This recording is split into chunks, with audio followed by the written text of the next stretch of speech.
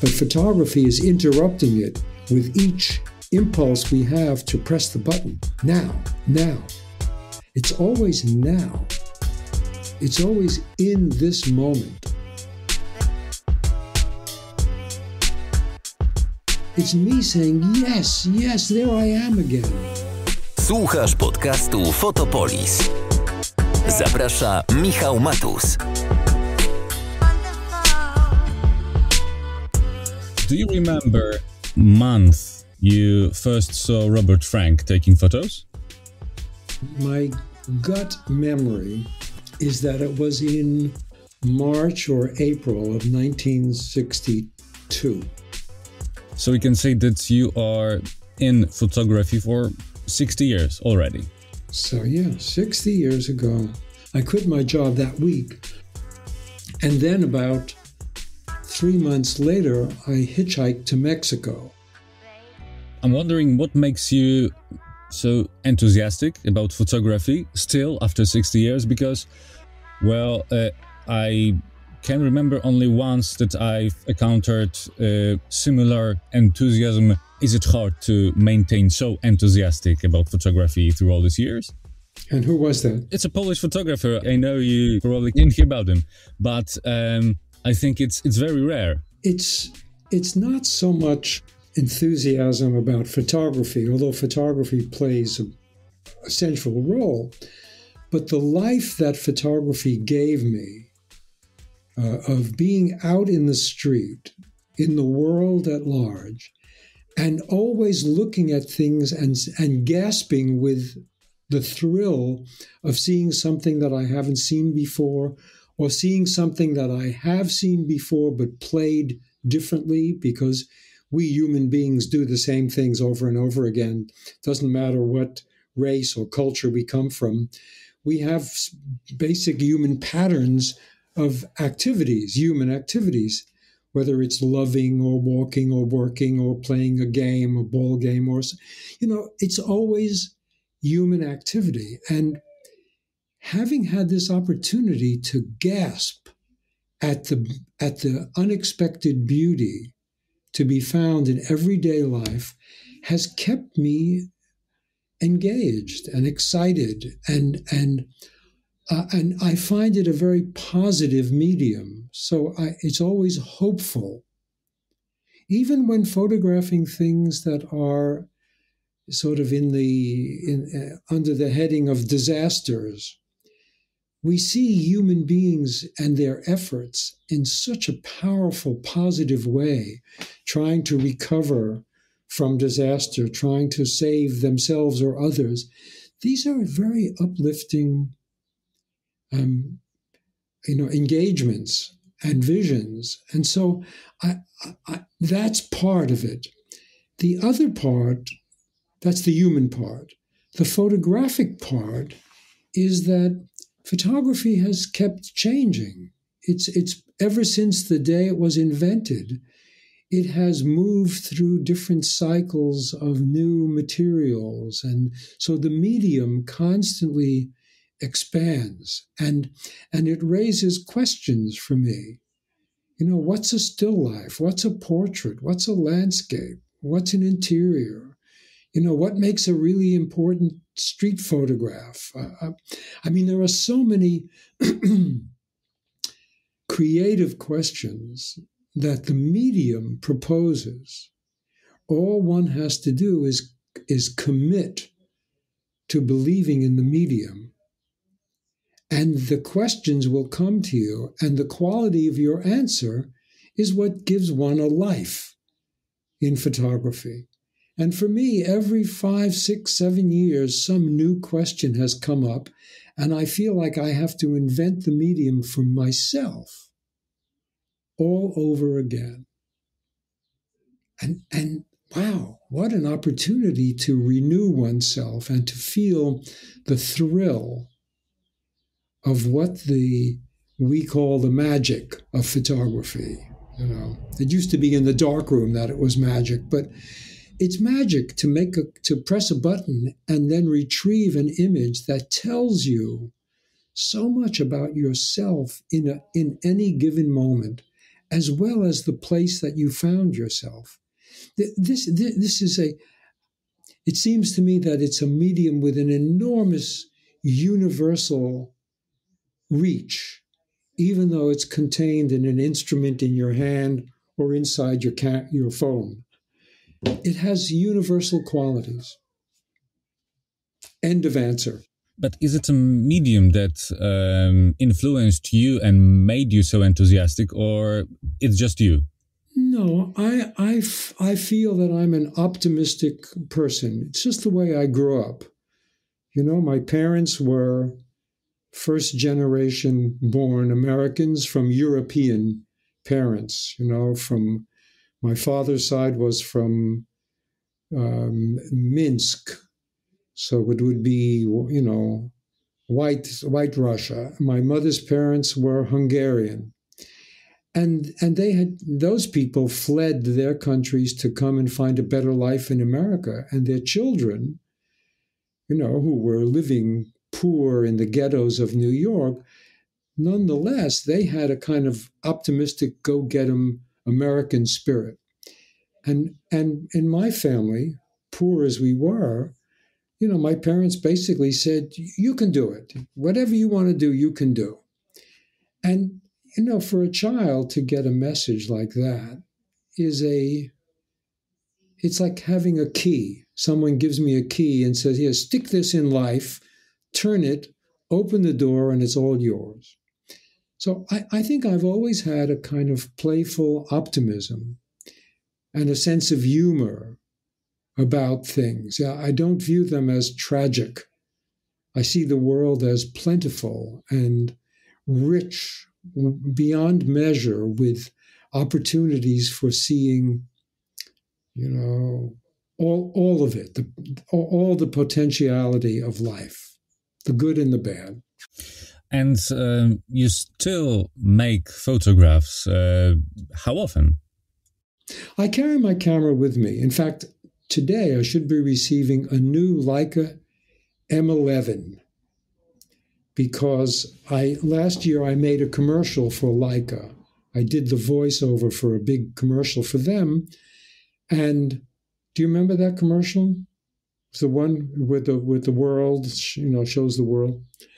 And so part of the payment was that Andrea Pacella, who's the head of marketing and a good friend, said, I want you to we're developing this new camera, and when it's out, I want to send you one after the first few versions are out.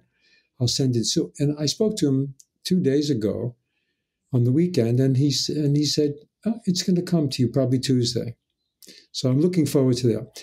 Oh, how often do I carry a camera? Yeah. So anytime I go out, if I get in the car to go to this little town that I live near, camera's on my shoulder. If I go into Siena, if I'm flying it's just my training is to put the camera on, because you never know what is going to happen on the drive from here to the little town. It takes 8 minutes, you know, anything can happen. The light, the quality of the day, an event on the road. And so I would say that I make photographs almost every single day. They're not always great photographs. You can't expect someone to always make really superb photographs, but they keep me in touch with the spirit of photography, that the world is interesting, because, you know, I've never been this age before. I'm 84 years old. What is an 84-year-old photographer who's been shooting for 60 years? What do I see? What's interesting to me at this age? Because in 60 years, you see a lot of things repeat themselves again and again. And so when something reaches you at 84, it's only a message that you can understand when you're 84. You know what I'm trying to get to here? It's like throughout our lives, we are only the age we are at that moment. And whatever capacities we have to engage with photography, that's precisely what we can do at that moment. I can't go back and do the things that I was excited about when I was 24. That's gone. I'll never have that excitement again. Because that was the excitement of, peeling my eyes wide open for the first time. The world was just phenomenal. And so now it's different pieces of the world, different bits of time that are special to me. So, it's a very interesting time for me to be living in and still engaged with this beautiful medium. Is it still sometimes street photography? Because it sounds like it is, that you take every day. Yeah, well, it's I'm excited with living as well as with photography, because I've known a lot of people who did, friends of mine who didn't make it to 84. So their lives have ended, and I see people here, who I know for the last 10 years, and suddenly someone says, oh, so-and-so's, he died last week. Well, wow. So as long as I'm here and the world is showing itself to me, I'm so grateful for that. As I observe your Instagram account, I see that you do a lot digging in the archives. You sometimes show pictures that've never been shown before. Is it like, for you, also a surprise sometimes? Big surprise. So what happened was, because of my age and because this is a time to reflect on a photographer's life as well as live it in the present, I realized that I had about 150,000 slides, Kodachrome slides, that I had never scanned. In other words, when I was editing in my earlier days, and I would have 36 pictures on the roll in a Kodak box, I would edit the box, and I would keep maybe 10, 12 pictures from each box. I always sort of edited it around 1/3, seemed to me to be good. But when I went back into some of those boxes a couple of years ago, I realized, oh my God, in the 20 or so that were left over, there were really interesting pictures in there that I wasn't prepared to like then, because I was of a certain age. And I could only see what interested me then. I couldn't see far enough into the future that these pictures in the box might be interesting, later on. So I decided 2 years ago, or no, just before COVID, I had my entire studio dig out every single box from storage, from everywhere, and we went through all the boxes and put them in sheets, numbered, dated sheets. And I had them all scanned by a company in America. So they scanned 140,000 of those. And right now in the studio, we're scanning another 100,000 black and white and color 35 millimeter negatives. So I'll have another 250,000 images to look at that I put aside at some point. And what I'm discovering is that there are a lot of interesting pictures in there that my youth didn't let me see because I was so focused on precisely where I was at that moment. So this is, part of being this age is not only to make new work, but to reflect on all the work that wasn't shown or seen back then. Because remember, in 1962, no one gave a shit about photography. There was only one gallery in New York City. The Museum of Modern Art had a photography department, but most museums did not. Photography wasn't being taught in universities, and there was no market. In 1963, I saw an exhibition by Ansel Adams in the One Gallery in New York. And Ansel Adams, the great Ansel Adams photographs were $25.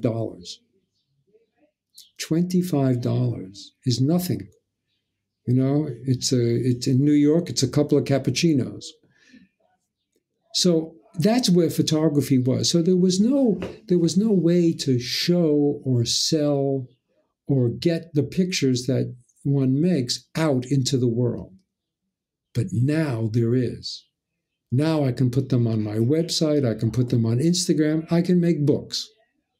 And so this is an opportunity to take a good hard look at 60 years of work before I die and really put together all those bodies of work that no one wanted to see.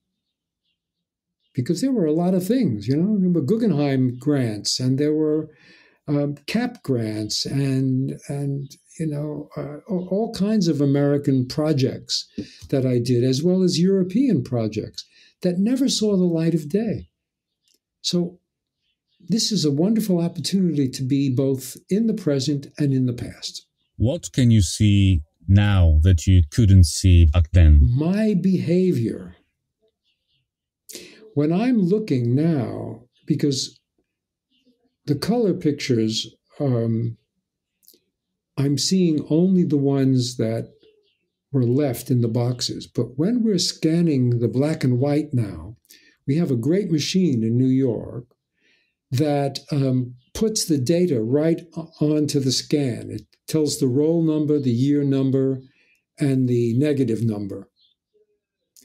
Actually, it's the other way around. It says year number, date, roll number, negative number. And so when I look at these black and white scans coming through, I can see how I was standing on a corner somewhere in America, and I see some people coming, and I stand there and I sort of wait for them, or I walk into the crowd and I make some pictures, and then I move with the crowd and I'm making photographs still. And then I sort of separate myself and pull away. And then something else is coming across the street and I follow that. So I can see my movement through time and space as my interest changes. And I can also see the rhythm of the way I approached something that made me pay attention. How close did I get? How many pictures did I spend on it? How much did I move around the subject?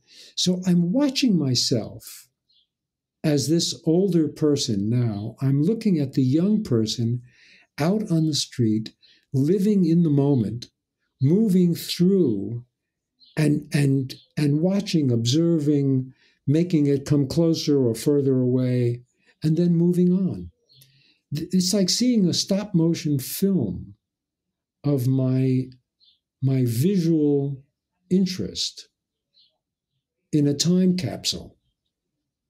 Does that make sense? You often use words such as rhythm, such as flow, yet the photography is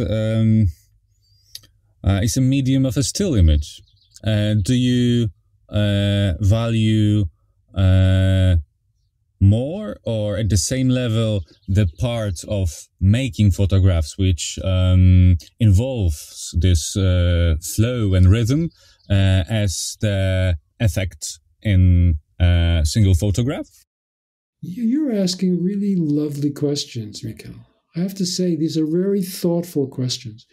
Having understood right at the beginning that the still photograph stops time, I tried to teach myself when to react when the moment peaked. Because moments peak, they flow, but like a wave that breaks in the sea, the wave comes in, and then it builds up, and then it topples. At that moment that it turns over, that's the peak of the wave motion. So actions, human actions, and life in general also has many little peaks in it. Sometimes peaks are happening simultaneously in the frame from different people. So what I've trained myself to do is to flow with the moment, stay with it so that it keeps the moment alive, but my attention is into slicing it into the moments in which it's peaking for me, or it's showing me a hidden facet. Because a facet is like a peak, right? A facet is just another plane or an edge to an object, right? If you pick up a diamond, it has lots of facets in it, faces, basically, we're saying. And as you turn it, each of those edges sparkles. Pting, pting, pting. It's almost like when the little sparkle on the facet happens, that's the photograph. That's when it catches the light and it changes its color and it goes pting. So, I mean, if you have ever sat at a party and there's a woman wearing some kind of a necklace, and they often sit there and they're sort of dangling and swinging the necklace, it's sparkling. And any man who's sitting around the circle talking in this group, the woman who is making the sparkles happen is going to get their attention. I've seen this and photographed it, so I'm using it as an analogy because it's the bright moment in the flow when something manages to reach a peak of interest that happens if you stay in the flow of the moment. You get a chance to see it peak a number of times. So it's precisely about the stillness, while the living through the time is what we do as human beings. We're continuous, but photography is interrupting it with each impulse we have to press the button. Now. It's always now. It's always in this moment. So there's a quality of being in the present that photography has taught me that is part of the great generosity and the great thrill of photography, is that it keeps you like a Zen monk, always in a moment. Even though you're living and moving, recognition and timing and observation and understanding and desire all happen in the moment. You said a bunch of times that it's important to look for oneself identity while photographing to reach the core, what's really making us individuals. And you also said it was a bunch of years ago that that you're still discovering this identity.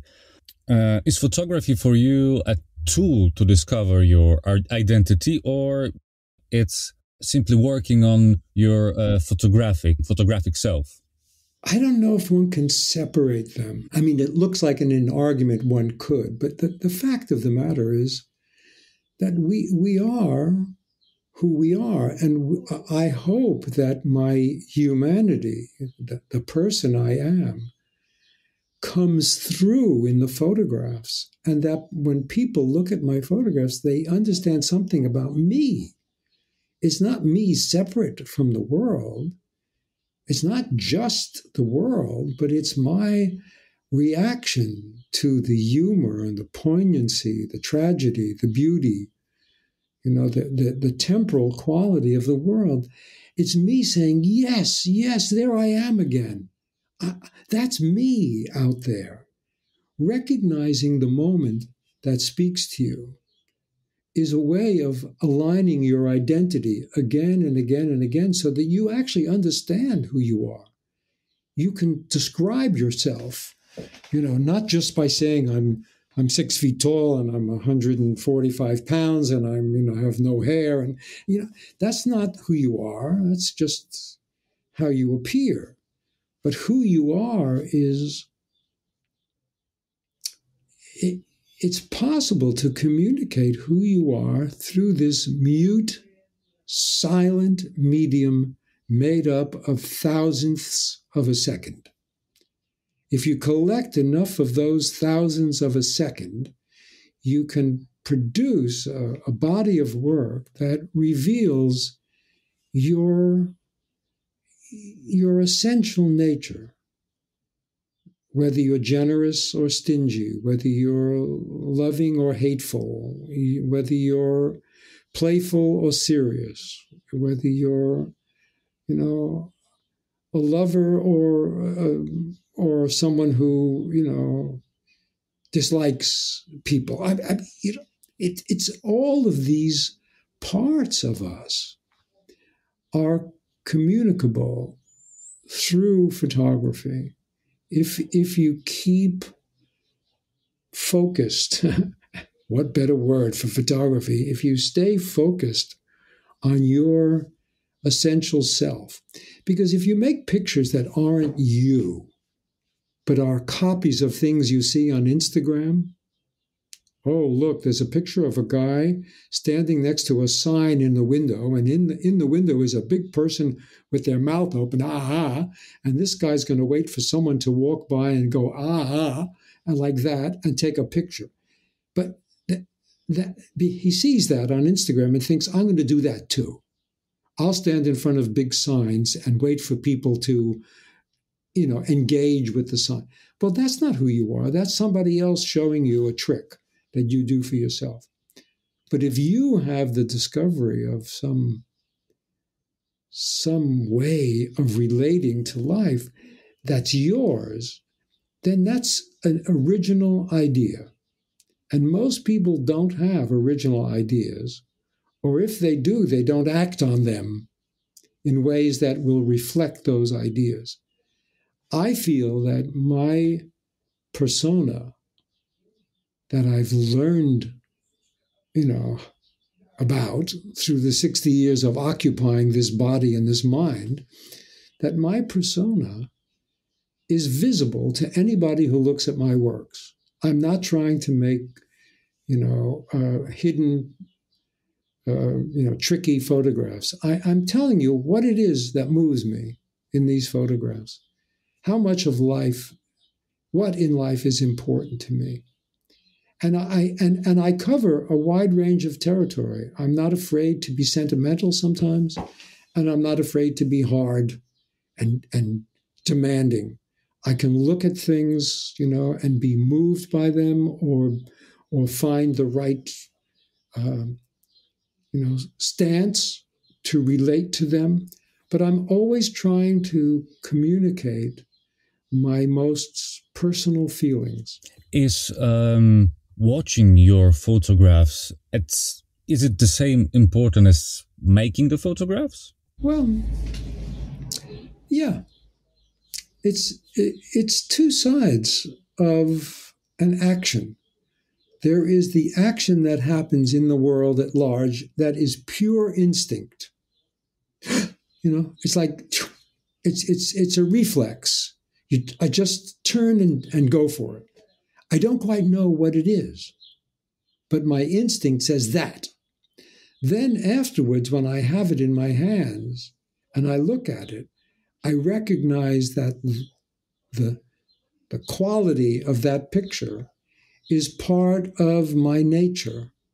And it's once again showing itself to me in a new form, with new participants in the picture, in a new place, under different lighting situations. So I think that they are two sides. There's the action that is unhesitating and spontaneous and in the moment, coming from some kind of a knowledge that I've learned over 60 years. And then the picture is the proof that I was quick enough to render what I saw in a way that makes an interesting photograph of that moment that was disappearing right in front of me. So I think they're part of an arc.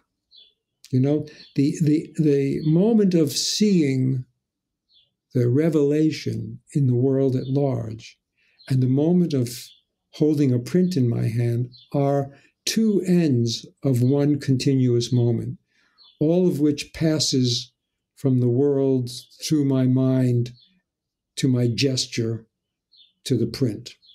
I think it's a continuum.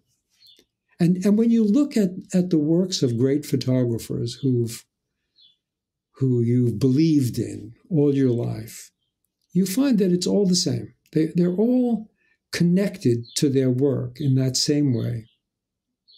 Their special qualities are visible in the work. Their human qualities are visible in the work. I mean, August Sander, Diane Arbus, Atjay, Cartier-Bresson, Gary Winogrand, Robert Frank. I mean, the great photographers have this ability to put themselves, their essential being, in not every picture, but in the pictures that represent them in the world at large. They're in those pictures. You can look at that picture and say, oh, that must be a Bresson. You may never have seen the picture before, but something about it tells you that it's a Bresson or a Frank. I wonder, how do you choose your photos for the exhibitions? In terms of thinking about all this reflection behind photography?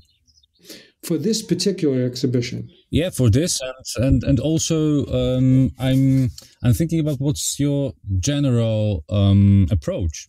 This exhibition has a different arc to it because it was a sort of celebration. I was given the Hall of Fame, the Leica Hall of Fame award, and they felt that when I came, there should be a show, and I gave a talk and things like that. So it was an arc of the work that I had done with Leica that taught me so much. So it had a different purpose. But the other exhibitions that I make, because I need to make them, the work has matured in such a way that it should go out. I'm always looking for a through line, something that links the pictures together. Not only my personality or my attitude, but some developmental state that I was in at that time. So when I, at some point, switched to using the view camera, pictures were made from a different point of view. They were not made by walking and hand-holding a camera in the street. They were made with a wooden camera on a tripod that required time. So suddenly I became a more meditative person. I could respond to what I saw instantly, but it took me a few minutes to make the picture. So in that time, a different way of being became part of my understanding of myself in the medium. I was slower and more meditative. So the pictures had to reflect that kind of discovery, let's say. When I had my first show at the Museum of Modern Art after traveling in Europe for a year, I had a show of pictures made from a moving car. Now, those pictures could only be made with a Leica, it seemed to me, because of the way the shutter curtain worked. And I could set the camera at 1,000th of a second so that I could freeze all the things that were flying by at 100 kilometers an hour. I could reach out the window and go, and absolutely render everything precisely as if it was stopped. So the camera and the concept, making photographs from a moving car, does that seem like a natural thing to do? But it turned out to be an interesting challenge, a photographic challenge. And they looked a certain way precisely because the Leica and the way its curtain moves and the capacity of 1,000th of a second without a mirror going up, that allowed me to make that work. So I think there are always efforts to try and integrate who you are as a new body of work is being developed and what kind of subjects fit into that new body of work? And how does the medium itself, how does photography itself lift that work up into reality? Because when you hold the photograph in your hand, that's the reality. That's the end result of all the effort you've put into living, thinking, acting, photographing. It's a very comprehensive medium. You know, everybody walks around with their phone. They click, they look at it from far away, and they see a little picture, and they're not looking at it close.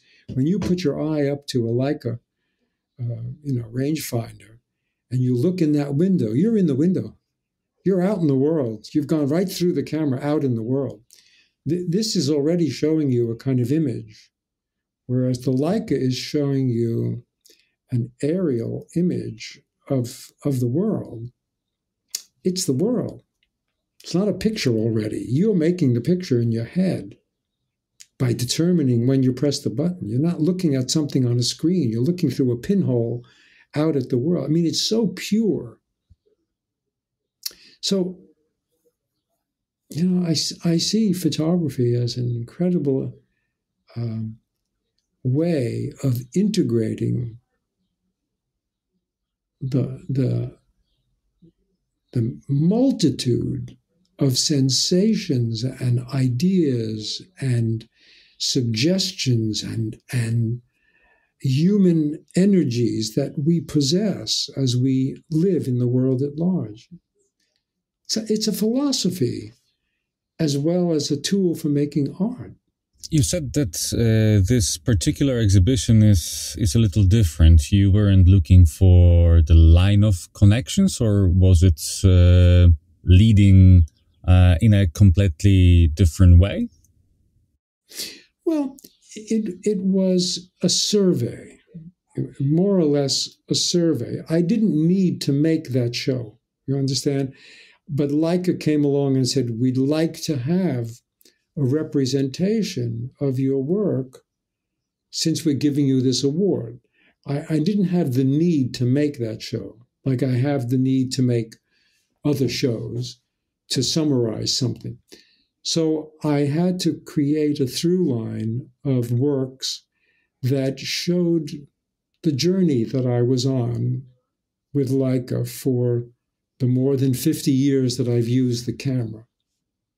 So I tried to make it as engaging and interesting and relevant to who I am. And yes, I mean, but you know, I put all the pictures together, but I didn't hang the show in the order. Leica did that.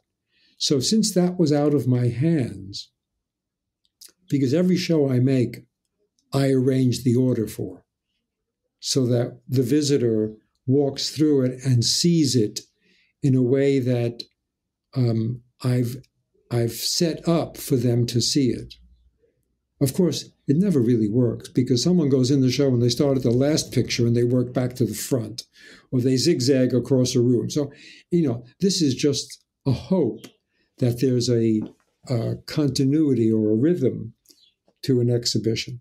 But since I knew Leica was going to put it up any way they wanted, and they were going to make them all different sizes, I thought, I'm just going to pick pictures that represent turning points for me, things that I've learned by using the Leica, places that were fascinating to be in, things like that. So in a way, it was a more of an overview rather than a specific point of view that I was trying to make. You know, it still contains my point of view, but it's more generalized.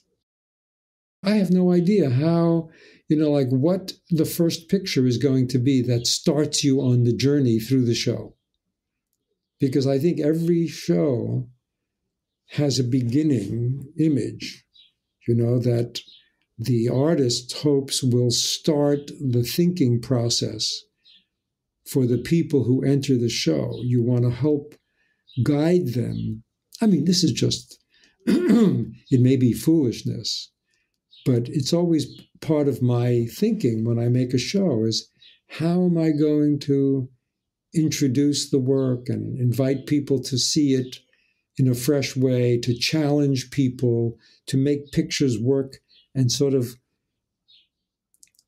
talk to each other across a space, so that when you look at this picture and then you go to this picture, a third thought happens in your mind because of the connection between the two.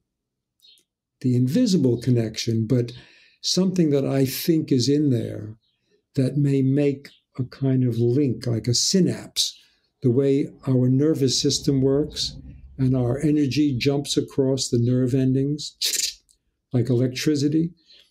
Whenever I make a show or a book, particularly books, I try to pace it in such a way so that when you turn the page, the next image that is visible has a jolt of electricity to the pictures that came before, so that you as the reader might have a fresh thought or a fresh understanding.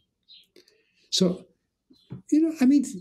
these are just personal opinions. I have no idea if they work for the general public, but they work for me when I'm making a book or an exhibition. I'm trying to create this kind of energy force for people to travel on. It's interesting, no? That the artist is not there when the people are looking at the work, but the artist is hoping that he or she has energized the work so that it's like a continuum. Film, when people make films, that's exactly what they do. They're assembling all the bits and pieces of the film so that they have a continuous run. And the words and the music and the images all link together to make sense, tell a story, or carry the viewer on a journey somewhere. And so still photography has that about it too. But it's less predictable. People sit in the theater and watch a film from beginning to end, but when they go to a show in a museum or a book, they start in the back, the last picture, and they flip through the pictures, or it's out of control. You've said a lot about the way the camera makes you a different person, makes you look differently at the world. How would you say the tool, the camera, the equipment is important? Well, everybody who buys a camera, a real camera, chooses a camera for their own reasons. Someone wants it with a zoom lens so they could sit in a cafe and wouldn't have to get up and go across the street. Someone else wants a single lens reflex. Someone else wants a rangefinder. Someone wants only a 50 millimeter lens. Everyone finds their own method. And the method and the tool are adaptable to the persona of the person. I remember when I first began in 1962, I didn't have a camera, and my art director loaned me his Asahi Pentax camera with a 50 millimeter lens. And I went out on the street with that camera, put color film in the camera, and from the very first rolls, I started to feel frustrated. Everything seemed too far away. So in other words, my instinct was I wanted to be 8 feet away, but at 8 feet, the people were too big in the frame. So I tried to make pictures at a different distance. And after a couple of months of doing that, I realized I feel like I'm cornered. So I went to a camera store and I said, I'm using this lens, but it doesn't feel good to me. I can't seem to get the things that I want on the street. I'm always too close. So the guy said, here, put this 35 millimeter lens on that camera. So I screwed it into the camera, and I said, I want to go outside and shoot for a few minutes. Here's my lens, so you know that I'm coming back. I went out, and within 5 minutes, I was in heaven. I said, a 35 millimeter lens. What I see is what I get, because 35 millimeter is roughly 1:1. So when I'm 8 feet away from people, I see them. They're at the same size as I see them. They're not bigger. That became my lens. And I was in a new way. I had discovered myself. I was a 35 millimeter lens photographer. That much of the street was my reality. And I think everybody chooses, through one means or another, the right tool for them. Otherwise, they act in a frustrated manner. They're never getting the thing they want. So they buy another camera and another lens. And they're constantly looking for something, but they don't always reason it through to try to understand what do I want?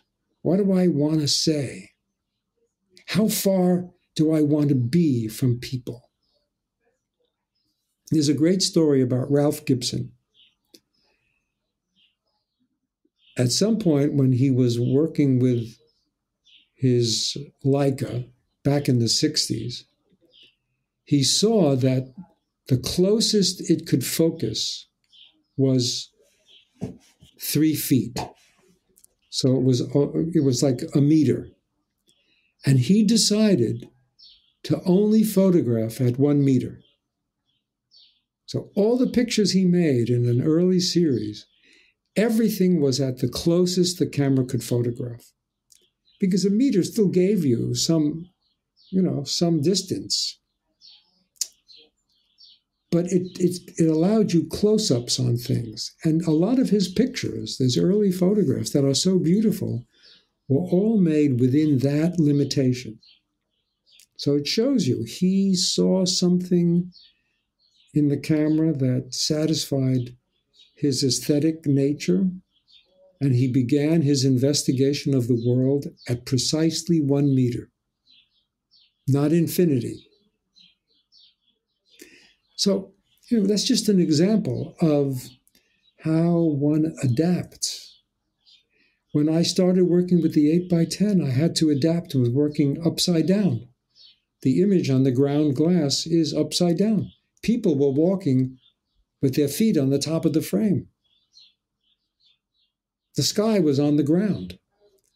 I had to learn to read meaning and the shape of pictures upside down and slower.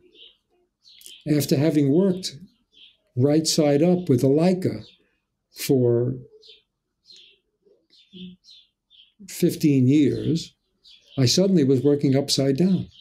So, these are ways that we change. And photography invites you to take the challenge in and reorient yourself to a new subject, a new way of working, new film stock, new lenses. I mean, I'm looking forward to receiving this 11 camera because it's a whole different system.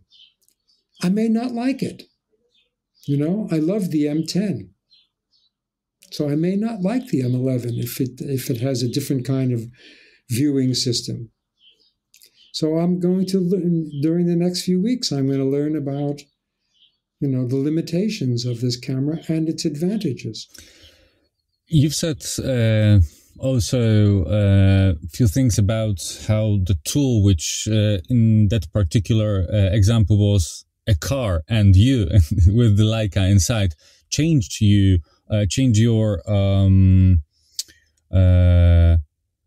perspective somehow. But I'm thinking, because I've seen on your wife's Facebook your picture when you're setting up a new wheelchair for her. So I imagine you are going to go for strolls with her, and is it an opportunity to see the world differently while walking in a new way? Yeah. One of the reasons I really wanted this camera right now, when I spoke to Andrea, is because I want to photograph her through her recovery. This is an arduous thing. She's a strong woman. This accident happened. She's determined to be her whole self again, but it's extremely painful. And it's not easy when you're in your 70s to break the biggest bone in your body and heal it. And so I want to photograph her going through this, because we're going through it together. I'm the nurse and the cook, and I wash her. I empty her bed tray, her bedpan. I do all the shitty work. So I want to photograph this passage of our life. I don't know, is it any good? Do you know about the camera? Wait, I just want to go back to 1 second. I forgot to mention this. When I was photographing from a car, there came a point when I was in the car driving across Europe, and I'm looking out the window and I realize, oh my God, I'm sitting inside a camera. Wszystkie odcinki znajdziesz na fotopolis.pl. Is the frame. And everything I see in that frame is life. And I have to be able to take a picture while I'm driving, because if I stop to make the picture, it won't be what I see in the moment. It'll be me stopping the car, pulling over to the side of the road, stopping the car, getting out, walking back 50 meters to see, and then it won't be there any longer. It'll be something else. The people will have moved on. So I decided I wanted to make the car as the camera, and I would just have a recording device inside this moving camera. And that allowed me a freedom to make pictures that weren't beautiful in terms of composition, but worked because they were made at high speed from a moving car, and they had their own reality, and they were often challenging pictures or full of incredible surprises, beauty, human behavior. I mean, many things happened only because my perception was I'm driving a camera. Thank you a lot for your time. We've talked now about things that I don't often have a chance to say to somebody. I hear some answers that are only from now. You know what I mean? They're not canned answers. They're answers that come from the questions that you ask of the man who I am now, in this moment.